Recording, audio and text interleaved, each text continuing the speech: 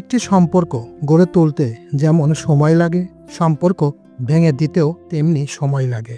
সম্পর্ক গড়ে ওঠে দুজনের মতে আর ভেঙে যায় তৃতীয় পক্ষের কারণে। এরকমই মন্তব্য করলেন আলোচিত কন্টেন্ট ক্রিয়েটর হিরো আলমের স্ত্রী রিয়া মনি। আসলেই সত্যি কথা, কারণ একটা সম্পর্ক গড়তে যেমন সময় লাগে, ভাঙতেও তেমনি সময় লাগে। কিন্তু এই দুইটা সম্পর্ক ভেঙে দিতে শুধুমাত্র তৃতীয় পক্ষের একজন ব্যক্তি যথেষ্ট।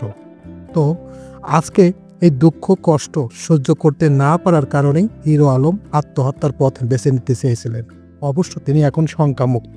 আসলে কি কারণে তিনি আত্মহত্যা করতে চেয়েছিলেন সেটারই কিছু ইম্পর্টেন্ট তথ্য এখন আপনারা এক নজরে দেখে নিন।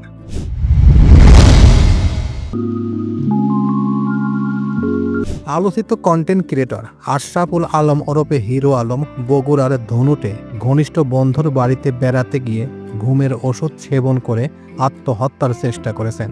তবে বর্তমানে তিনি শঙ্কামুক্ত রয়েছেন বলে জানিয়েছেন চিকিৎসক।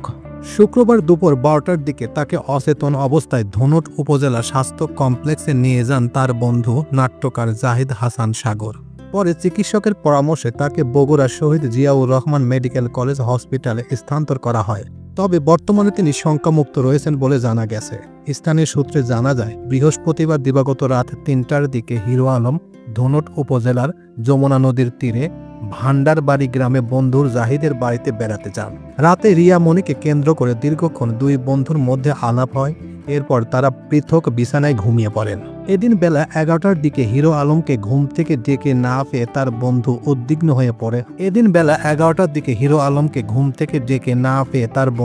উদ্বিগ্ন হয়ে ওঠেন। এই সময় হিরো আলমের বালিশের পাশে ঘুমের ওষুধ পড়ে থাকতে দেখা যায়। এরপরে তাকে উপজেলা স্বাস্থ্য কমপ্লেক্সে নিয়ে যাওয়া হয়। বন্ধু জাহিদ হাসান সাগর জানান, দীর্ঘদিনের বন্ধু হিরো আলম আমার বাড়িতে এসে রিয়া মনিকে নিয়ে হতাশার কথা বলেন। তিনি জানান, যেখানে যান সেখানে লোকজন তাকে বিরক্ত করেন, নানা প্রশ্ন করেন। এখানে একটু নীরব সময় কাটাতে এসেছিলেন। আমার ধারণা রিয়া মনিকে না পাওয়ার হতাশা থেকেই তিনি এই সিদ্ধান্ত নিয়েছেন। ধনুট উপজেলা স্বাস্থ্য কমপ্লেক্সের চিকিৎসক ডক্টর মনিরুজ্জামান বলেন, ঘুমের ওষুধ সেবন করায় হিরো আলম অসুস্থ হয়ে পড়েন। তাকে প্রাথমিক চিকিৎসা দিয়ে শহীদ জিয়াউর রহমান মেডিকেল কলেজ হসপিটালে পাঠানো হয়েছে। তবে তার সঙ্গে থাকা লোকজন প্রথমে তাকে স্থানান্তরে অনাগ্রহ দেখান। বর্তমান তিনি শঙ্কামুক্ত।